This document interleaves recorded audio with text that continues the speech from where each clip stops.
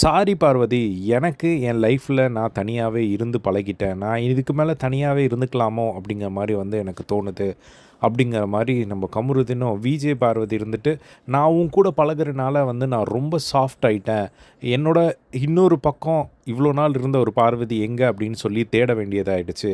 இதுதான் எங்கள் வீட்டில் இருந்தும் வந்து சொல்லிட்டு போனாங்க அப்படிங்கிற மாதிரி அவங்களும், எனக்கு உன்னை ரொம்பவே வந்து பிடிக்கும் அப்படின்னு சொல்லி கமருதீனும் அதில் வந்து பல விஷயங்கள் வந்து இப்போ ஒரு கான்வர்சேஷனில் வந்து போச்சு. ஸோ ஃபர்ஸ்ட்டு வந்து பார்த்திங்கன்னா, இன்றைக்கி காலையில் ஒரு சண்டை போட்டாங்கல்ல, அந்த சண்டைலாம் முடிஞ்சதுக்கப்புறம் இப்போ கூப்பிட்டு உட்கார வச்சு தனியாக பேசலாம் அப்படின்னு சொல்லிட்டு 2 பேரும் வழக்கம் போல் தனியாக பேசுகிறாங்க. அப்போது வந்து எனக்கு வந்து அதிகமான ஒரு மூட் ஸ்விங் இருந்தது. ஸோ அதனால தான் வந்து நான் அப்படி பேசிட்டேன். நீ வந்து ஆனால் நிறைய இடத்துல வந்து தெளிவாக தான் வந்து இருக்க. ஆனால் என்னால் அந்த மாதிரி தெளிவாக வந்து இருக்க முடியல பார்வதி அப்படிங்கிற மாதிரி கமருதீன் சொல்கிறாரு. உனக்காக வந்து நான் நிறைய இடங்களில் வந்து கேஸ் வாங்கியிருக்கேன். அதெல்லாம் ஏன் தப்பு தான். நான் வந்து நின்றுருக்கக்கூடாது அப்படிங்கிற மாதிரி வந்து கமருதீன் வந்து சொல்கிறாரு.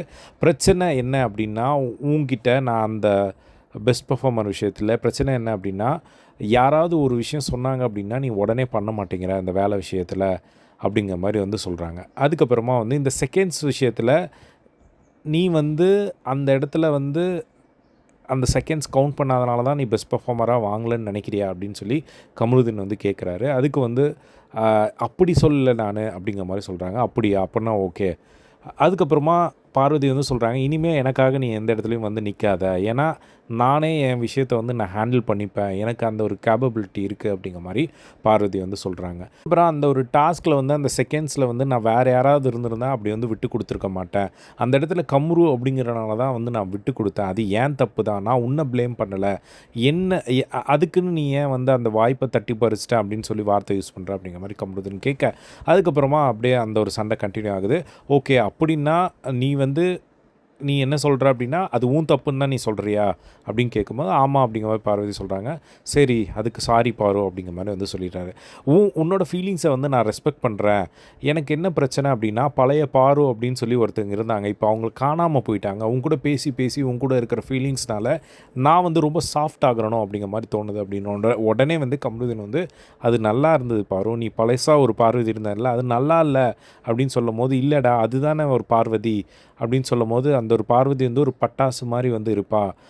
இப்போது அந்த ஒரு சேஞ்சை வந்து என்னால் அக்செப்ட் பண்ண முடியல, மக்களுக்கும் அக்செப்ட் பண்ண முடியல போல். அதனால தான் ஃபேமிலியிலே வந்து சொன்னாங்க அப்படிங்கிற மாதிரி வந்து சொல்லிகிட்டு இருக்கு. அது நல்லா இல்லை பாரு அப்படிங்கிற மாதிரி திரும்பவும் வந்து சொல்கிறாரு. எனக்கு வந்து இந்த ஒரு சாஃப்ட் சைடை மட்டும் காட்டுறதுல வந்து ஓகே இல்லை. அவங்க கூட இருக்கிற அந்த ஒரு ஃபீலிங்னால என்னமோ தெரியல, என்னால் அந்த ஒரு சாஃப்ட் சைடு தான் வந்து காட்ட முடியுது. ஒரு பழைய பார்வதி வந்து மறைஞ்சு போகிறாங்க அப்படிங்கிற மாதிரி வந்து சொல்லிக்கிட்டு இருந்தாங்க. அதுக்கப்புறமா இங்கே பாரு, பழைய பாரு வந்து இருக்கக்கூடாது அப்படிங்கிறதான் மக்கள் நினைப்பாங்க. இப்போ நாளைக்கே நீ பழைய பாருவாக இருந்து டைட்டில் வாங்கின அப்படின்னா இவங்கெல்லாம் டைட்டிலுக்கு டிசர்வே இல்லைன்னு சொல்லுவாங்க. ஆனால் பார்வதி இப்போ சாஃப்ட் ஆயிட்டாங்க அப்படின்னு சொல்லி இப்போது மக்கள் வந்து நீ டைட்டில் வின் பண்ணாலும் பார்வதி அப்படி இருந்த பார்வதி இப்போ இப்படி மாறிட்டாங்க அப்படின்னு சொல்லி சந்தோஷம் தான் படுவாங்க அப்படின்னு சொன்னோடனே அந்த இடத்துல வந்து பார்வதி அதை அக்செப்ட் பண்ண மாட்டேங்கிறாங்க. அதுக்கு வந்து நான் பழைய பாரு தான் வந்து இருக்கணும் அப்படிங்கிற மாதிரி அவங்க அதில் ஸ்டப்பனாக வந்து நிற்கிறாங்க. அதுக்கப்புறம் பார்வதி வந்து என் மேலே வந்து நான் ப்ளேம் பண்ணுறேன், அது உன் தப்பு இல்லை அப்படிங்கிற மாதிரி வந்து சொல்கிறாங்க. இப்போ நீ உன் மேலே உன் தப்பு இல்லை அப்படின்னு சொல்லிட்டு நேற்று என்ன நீ ப்ளேம் பண்ண அப்படிங்கிற மாதிரி வந்து சொல்லி, அதுக்கப்புறம் சரி இப்போ இந்த ஃபீலிங்ஸை எப்படி ஸ்டாப் பண்ணுறது அப்படிங்கிற மாதிரி ஒரு டிஸ்கஷனுக்கு வந்து வராங்க. சரி, நம்ம இதுக்கு மேலே வந்து டே டைமில் வந்து டைம் ஸ்பெண்ட் பண்ணுறத வந்து நிறுத்திடலாம்.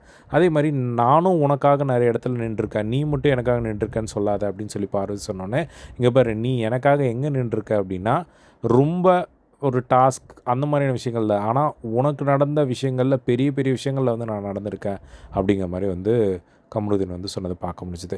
அதுக்கப்புறம் கோர்ட்டில் வந்து என்னை எப்படி ஹியூமிலேட் பண்ணாங்கன்னு உனக்கு தெரியுமா அப்படின்னு சொன்ன உடனே வந்து அந்த கோர்ட் டாஸ்கில் உடனே கமருதீன் வந்துட்டு, இங்கே பாரு, நீ பண்ணதை தான் வந்து சொன்னாங்க, நீ அரோராவை வந்து ஆபாச குறியீடு நீ சொல்லையா, அதேமாதிரி அவங்க வந்து வெளியே போகணும்னு நீ நினைக்கவே இல்லையா அப்படின்னு கேட்கும்போது, ஆப்வியஸாக நான் வந்து அரோரா வெளியே போகணுன்னுலாம் நினைக்கல அப்படின்னு சொன்னோடனே கமருதீன் வந்து, இங்கே பாரு, நீ வந்து மக்கள் பார்க்குறாங்க, தேவையில்லாமல் இப்படி சொல்லாத. என் மேலே உனக்கு வந்து ஒரு பொசசிவ் இருக்கிறனால அரோரா வெளியே போகணுன்னு நீ நினச்ச, அதை வந்து மாற்றவே முடியாது. நீ இப்போ இங்கே இல்லைன்னு சொன்னாலும் ஏற்றுக்க முடியாது அப்படிங்கிற மாதிரி சொல்ல, அப்போ நீ மற்றவங்க சொன்னதை நம்புறியா அப்படிங்கிற மாதிரி அப்படி ஒரு இதுக்கு வந்துட்டாங்க. அதுக்கப்புறம் பார்வதி சொல்கிறாங்க, சரி நம்ம இதுக்கு மேலே எப்படி இருக்கலாம் அப்படின்றத இந்த வீக்கெண்ட் ஷோ வச்சு நம்ம வந்து பண்ணிக்கலாம், டிசைட் பண்ணிக்கலாம் அப்படிங்கிற மாதிரி வந்து சொன்னாங்க. ஆல்ரெடி வீக்கெண்ட் ஷோவில் பெரிய டேமேஜை வந்து நம்ம பார்த்துருந்தோம் ப்ரோமோவில். ஸோ இப்போ வந்து பார்த்திங்கன்னா, இப்போது திடீர்னு வந்து கமருதீன் வந்து சொன்னார், இந்த மாதிரி நான் என் வாழ்க்கையில் வந்து நான் சிங்கிளாகவே வந்து இருந்து பழகிட்டேன். ஸோ நான் அதுக்காக இதுக்கு மேலேயும் சிங்கிளாகவே இருந்துக்கலாம் அப்படிங்கிற மாதிரி எனக்கு வந்து தோணுது. என் ஃபாஸ்ட் லைஃப்லேயும் வந்து நான் வந்து எங்கேயோ விட்டுட்டனோ அப்படிங்கிற மாதிரி தோணுது. உட்காந்து பேசியிருந்தால் கரெக்டாக இருக்குமோ, ஒரு பர்ஃபெக்டாக இல்லைனா ஒரு பர்சன் இல்லை, நான் ஒரு கோல் ஓரியன்டான ஒரு பர்சன். எனக்கும் வந்து உன்னை ரொம்ப பிடிக்கும் தான், ஒரு ஃபேமிலி மேனாக என்னால் எப்படி யோசிக்கிறது அப்படிங்கிறது தெரியல, தனியாக அடிக்கலாம் அப்படிங்கிற மாதிரி வந்து எனக்கு ஒரு ஃபீல் இருக்கு. இப்போ இதனால் என் கேம் பாதிக்கப்படுது, என்னோடய கோல்லாம் பாதிக்கப்படுதோ அப்படிங்கிற மாதிரி வந்து இருக்குது அப்படிங்கிற மாதிரி சொல்ல, வெளியே போய் என்ன நடக்குதோ பார்த்துக்கலாம் அப்படிங்கிற மாதிரி வந்து சொல்லிக்கிட்டு இருந்தாங்க. அதுக்கப்புறம் இப்போ ஃபைனலாக அவங்க என்ன முடிவு பண்ணியிருக்காங்க அப்படின்னா, நம்ம டே டைமில் பேசிக்கிறத வந்து ரெஸ்ட்ரிக்ட் பண்ணிக்கலாம் அப்படிங்கிற மாதிரி வந்து சொல்லிக்கிட்டு இருக்காங்க. ஸோ இதுதான் அவங்க 2 பேரும் டிஸ்கஸ் பண்ணிகிட்டு இருந்தது. ஸோ இவங்க முடிவு வந்து ஆக்சுவலாக இது ஒரு கேம் மாதிரி தான் வந்து போயிட்டுருக்கு. ஸோ இவங்க வந்து சேர்றாங்க, பிரியிறாங்க அப்படின்னு சொல்லி. ஸோ இந்த வீக்கெண்டுக்கு அப்புறம் அவங்க சொன்னபடி இப்போ ப்ரோமோவில் ஆல்ரெடி அவங்க 2 பேருக்கும் பஞ்சாயத்து வந்துருச்சு. எனக்கு தெரிஞ்சு இவங்க 2 பேர் திரும்பவும் வந்து வழக்கம் போல் பிரிவாங்கன்னு நினைக்கிறேன். ஸோ இதை பற்றி உங்களோட ஒப்பீனியன் கமெண்ட் பாக்ஸில் ஷேர் பண்ணுங்கள். இதே மாதிரி எல்லாம் பிக் பாஸ் அப்படி தெரிஞ்சுக்க நம்மளோட சேனலை சப்ஸ்கிரைப் பண்ணி சப்போர்ட் பண்ணுங்கள். தேங்க்ஸ் ஃபார் வாட்சிங்.